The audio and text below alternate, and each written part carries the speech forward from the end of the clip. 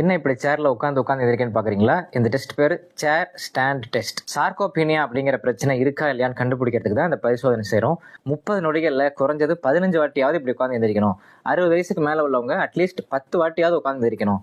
அதை விட கம்மியா இருந்தாங்கன்னா அவங்களுக்கு சார்கோபீனியா அப்படிங்கிற பிரச்சனை இருக்கு. அதாவது சதைகள் வலுவா இல்லை அப்படின்னு அர்த்தம். இயற்கையாவே 30-35 வயசுக்கு மேல சதைகளினுடைய வலு குறைய ஆரம்பிச்சிடும். 60 வயசுல ரொம்ப குறைய ஆரம்பிச்சிடும்.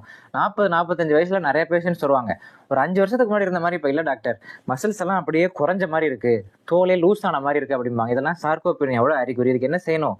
விட்டமின் டி உடம்புல குறையாம பாத்துக்கணும். புரதச்சத்து உள்ள உணவுகளை நம்ம ரெகுலரா எடுத்துக்கணும். 1 கிலோ எடைக்கு 1 கிராம் புரதச்சத்து நம்ம சாப்பிடணும். சாப்பிட்றதுல போய் இதெல்லாம் கணக்கு பண்ணிட்டு இருக்கோமான்னு கேட்குறீங்களா? ஆனால் கண்டிப்பாக புரதச்சத்தை நம்ம கணக்கு பண்ணி தான் சாப்பிடணும். அதை நம்ம மிஸ் பண்ணவே கூடாது. உதாரணத்துக்கு இப்போ ஒரு முட்டை எடுத்துக்கிட்டிங்கன்னா அதில் 6 கிராம் ப்ரோட்டீன் இருக்கு. முட்டை சாப்பிடாதவங்க ஒரு 100 கிராம் பன்னீர் சாப்பிடலாம். பன்னீரில் 20 கிராம் ப்ரோட்டீன் இருக்கு.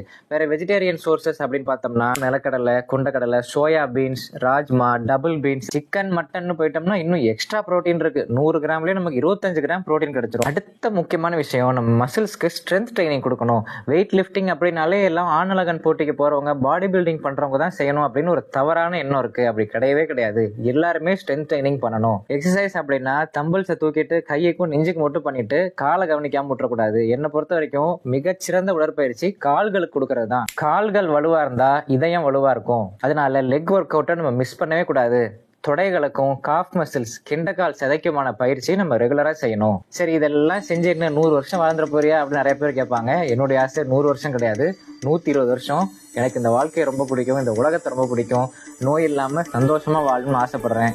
நோய் ஒரு மனிதனுக்கு வந்துச்சு அப்படின்னா வேற எதை பத்தியுமே யோசிக்க முடியாது. அந்த நோயை குணப்படுத்துறதுல மட்டும்தான் நம்ம யோசனை எல்லாம் இருக்கும். நான் எப்பவும் சொல்ற மாதிரி நம்ம வாழ்ற வாழ்க்கைய நோய் இல்லாத ஒரு வாழ்க்கையா, மற்றவங்களுக்கு தொந்தரவு கொடுக்காம பயனுள்ள வாழ்க்கையா வாழ்ந்துட்டு போயிடணும். நோயற்ற வாழ்வே குறைவற்ற செல்வம்.